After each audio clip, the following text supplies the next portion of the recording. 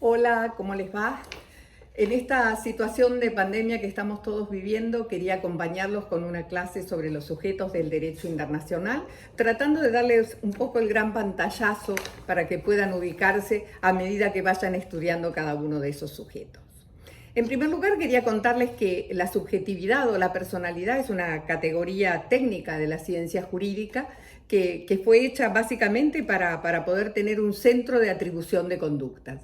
Cada vez que hay una norma de derecho, esa norma enuncia una conducta y establece también quiénes son los que pueden llevar a cabo esa conducta. Es decir, que todas las normas terminan señalando quiénes son sus sujetos. En el ámbito nacional, el sujeto de derecho está normalmente definido en una ley. En el ámbito internacional no tenemos esa posibilidad y los sujetos han ido surgiendo a medida que el derecho internacional ha ido evolucionando.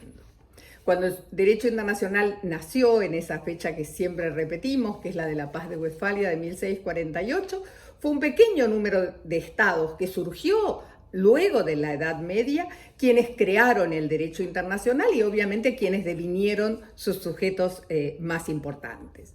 Esos estados resultaron ser la suma de un territorio, de una población y de un poder político y establecieron normas de convivencia entre ellos. Decidieron que todos eran iguales y entonces la igualdad soberana es un derecho que los estados tienen desde el momento mismo que la sociedad de estados comenzó. Esa igualdad soberana, que es muy independiente del poderío económico o político que un estado tiene, dio lugar a algo que se llama la inmunidad de jurisdicción, es decir, que un estado no puede ser llamado ante los tribunales de otro estado porque son todos iguales, y también a lo que se llama la no intervención en los asuntos internos. Cada estado tiene la capacidad de resolver sus asuntos internos como quiera. Con el tiempo, la igualdad soberana va a seguir siendo la base de estas otras dos, la inmunidad de jurisdicción y la no intervención en los asuntos internos, pero el contenido de la inmunidad de jurisdicción y de la no intervención va a ir variando, va a ir evolucionando con la evolución del derecho internacional. Con el tiempo también se va a establecer que los estados requieren tres elementos: un territorio, una población y un poder político. ¿Cómo se hace para tener un territorio? Bueno, es necesario establecer de algún modo la soberanía territorial sobre un espacio.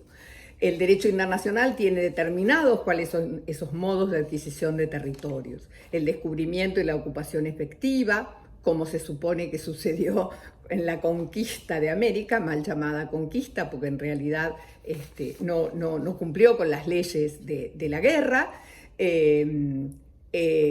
Por una ocupación de un territorio con dueño, cuando ese dueño no reclama y entonces se adquiere por prescripción adquisitiva o usucapión, porque un Estado le cede a otro una parte de su territorio, como Francia con Estados Unidos respecto de la Luisiana, o porque un Estado le vende a otro, como Rusia, que le vendió a Estados Unidos Alaska.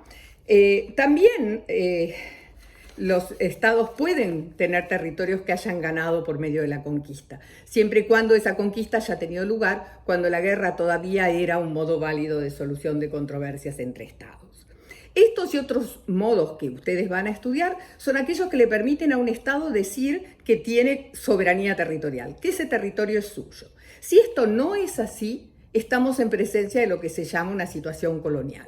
Las situaciones coloniales empezaron a dar hacia mediados del siglo XVIII, principios del siglo XIX, cuando las potencias europeas, esas que crearon el derecho internacional, comenzaron a ir en busca de beneficios económicos en la parte sur del Asia y en África y también en algunos lugares de América.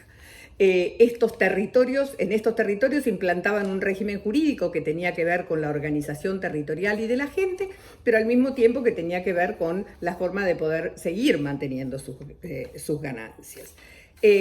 Si América Latina y América del Norte se emancipan en la primera parte del siglo XIX, después tenemos que esperar hasta la segunda mitad del siglo XX para que se dé el gran movimiento de descolonización.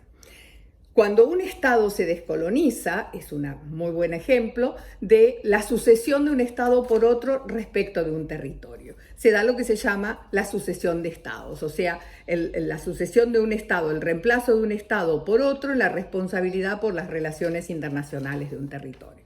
Vamos a estudiar esto más adelante y tiene que ver también con las cuestiones relacionadas con el Estado. El Estado requiere también una población, que es una comunidad humana que está sobre ese territorio. Al principio, estas comunidades humanas eran súbditas de un determinado monarca o emperador. Ahora, desde mediados del siglo XVIII, fines del siglo XVIII, siglo XIX, existe la noción de nacionalidad, de ese vínculo jurídico efectivo entre una persona y un Estado que lo reconoce como propio.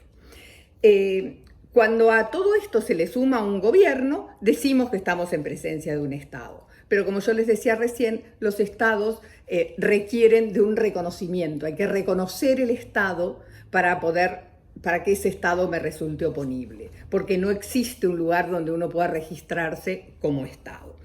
Esta institución del reconocimiento se hace todavía más importante en contextos como el del reconocimiento de Estado, porque es básicamente lo que permite determinar que hay objetividades iguales a la del Estado que está reconociendo que acaban de surgir.